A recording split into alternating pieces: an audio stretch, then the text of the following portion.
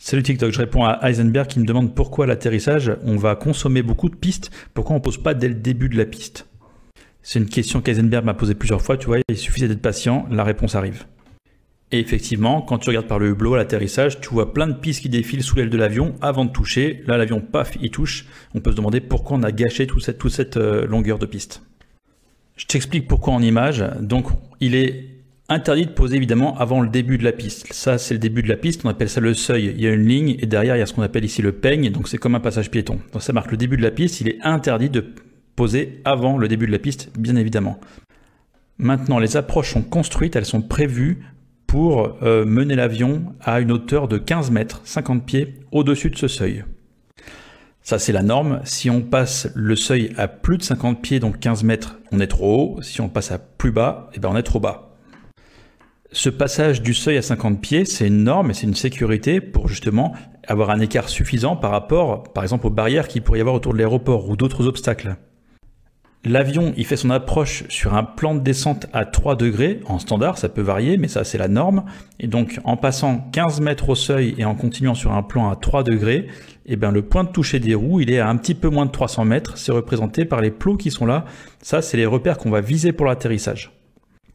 D'ailleurs, tous les repères que vous voyez là sur la piste, c'est des repères qui servent à connaître la distance pour les pilotes, pour qu'on sache la distance par rapport au seuil. Ils sont situés tous les 300 mètres.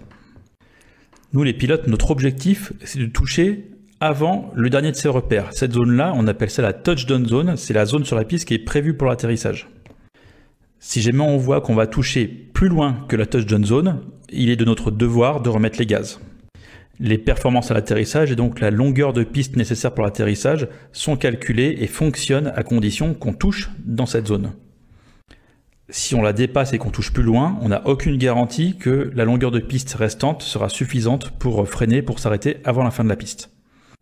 Alors il existe un cas particulier et cette piste en est un justement, donc c'est bien, je vais vous le montrer, c'est le seuil décalé. Vous voyez ici, le seuil commence ici alors que la piste elle est même plus longue là.